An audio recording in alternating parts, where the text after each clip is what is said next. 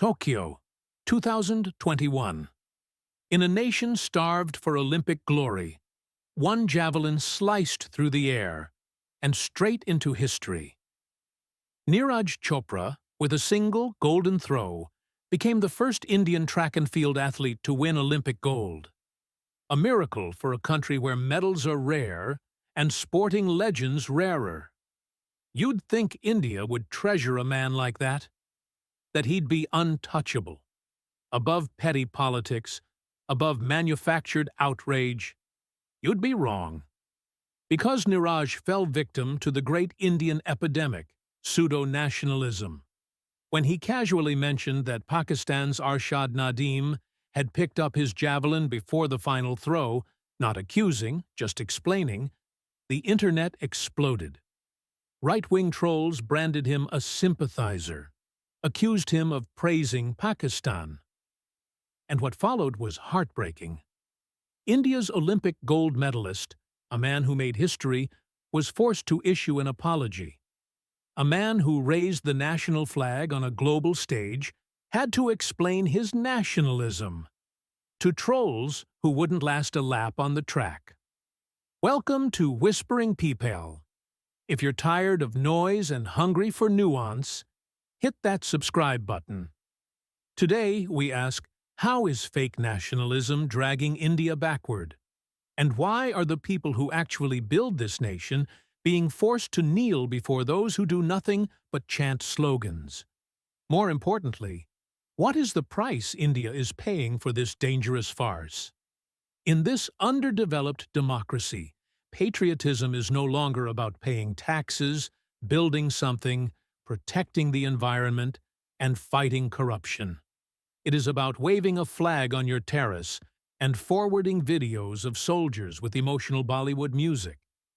This isn't nationalism. It's a reality show version of patriotism.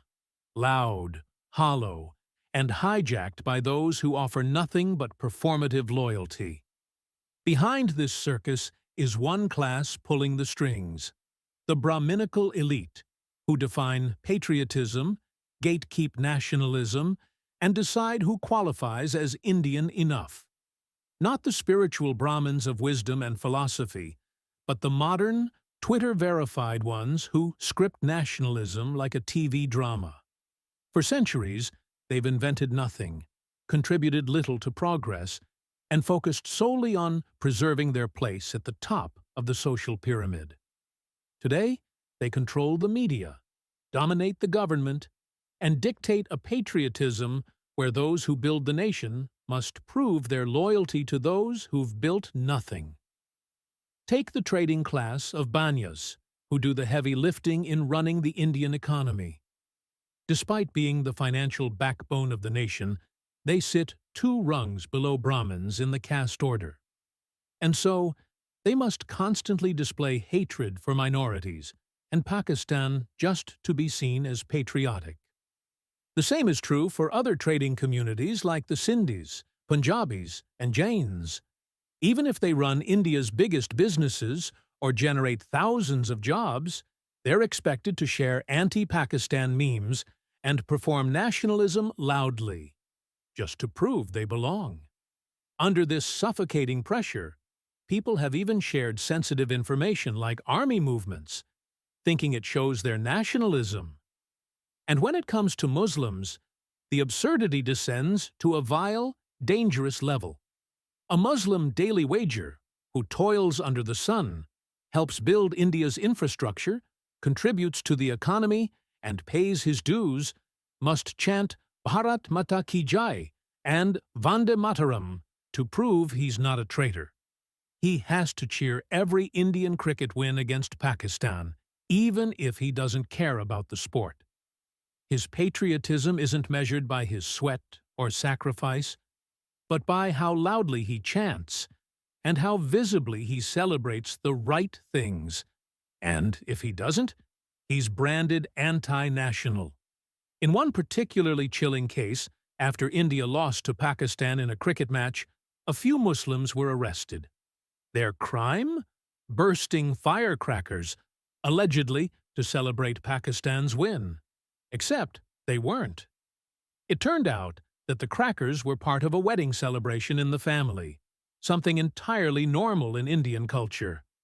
But normal doesn't matter when paranoia and prejudice write the rules.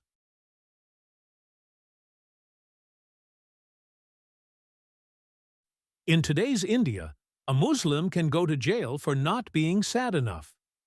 And since 2014, this performative madness has reached dangerous new heights. The idea of the nation has been hijacked by the image of one man. Now, the BJP is the nation. Modi is India. Questioning the ruling party, exposing corruption, debating policies. These are now acts of treason. A healthy democracy thrives on dissent, but in today's India, dissent is treated as betrayal. The country is no longer just saluting the flag. It is worshipping politicians as the living embodiment of that flag. And in the process, the reasoning abilities of average Indians are being systematically eroded. Critical thinking is almost non-existent. Asking questions is now seen as an act of sedition. The BJP hasn't just undermined institutions, it has handed them over to bootlickers, quacks, and ideological stooges. People who peddle superstition over science, obedience over originality, and propaganda over pedagogy. Take Rajiv Malhotra, an Indian-American author who was appointed as an honorary professor at JNU. This is the same man who seriously proposed that in the future, billionaires would be able to track their reincarnated souls to claim their wealth from past lives. If you go to Bill Gates, his biggest problem, you tell him, is that when you are dead, your wealth is useless for you in the next life. Unless we can find you and transfer that wealth. So the proposal is, we go to Bill Gates and say, you got 100 billion and you are giving philanthropy, this, that, because charity will get you to heaven and whatnot, that is your tradition. Out of the 100 billion, you give 50 billion to us in trust to be given to you in your next life when we find you. Because it is possible you may be born very poor. So this will be the world's first inter-life reincarnation trust management. Okay. I think if we do little more research and establish the authority, we can do that. It is possible. Yeah. Consider Professor Laxmidhar Behera, the director of IIT Mandi. Not only did he claim to have performed an exorcism using holy chants, but under his leadership, IIT Mandi made courses on reincarnation and out-of-body experiences compulsory for BTech students. He even blamed natural disasters on meat consumption and moral decay. This is the face of institutional leadership today. Contrast this with Raghuram Rajan, the former RBI governor and world-renowned economist. He spoke truth to power. He warned against demonetization, jobless growth, and over-centralization. His reward? He was hounded out, called anti-national, and dismissed as an obstacle to the government narrative. Dr. Parakala Prabhakar, Professor Amartya Sen, and Prashant Bhushan, each of them highlighted inconvenient truths about inequality, corruption, or policy failures. Each was branded unpatriotic. The farmer, the scientist, the entrepreneur, the educator, the artist, and the soldier, those who truly build the nation, must seek validation from those who contribute nothing but slogans and symbolism. As a result, genuine talent shrinks into silence, playing safe, never daring to challenge or innovate. And the cost? India ranks abysmally on global economic, innovation, and human development indices. Behind the bombast of Vishwaguru lies a grim truth. India depends almost entirely on Western or foreign technology for its modern life. Think about it. The smartphone in your hand? American-designed, Taiwanese-assembled, Chinese-manufactured. The apps you use daily? Google, WhatsApp, Instagram, YouTube, all made in the West. The cars on the road? Japanese, German, or Korean engineered. The medicines and vaccines, often based on Western research or produced using Western technology and regulatory systems.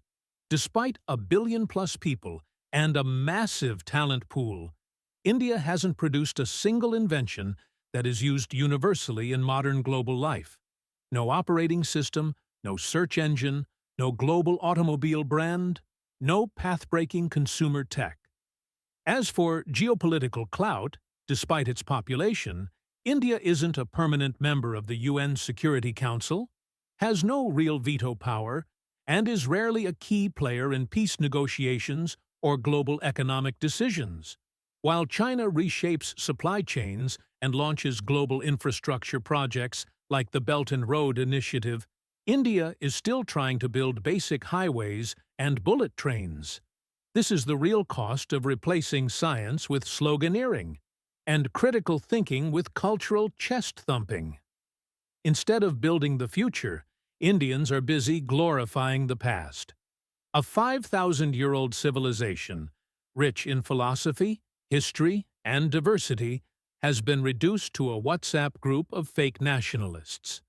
Today, the taxpayer bows, while the parasites bleed the country dry, armed with hashtags, hate, and hollow pride. Thank you for watching Whispering Peepaul. If you believe India deserves better thinking, better conversations, and better leadership, subscribe now. Join us as we cut through the noise, challenge the narratives, and ask the questions that matter. See you in the next episode.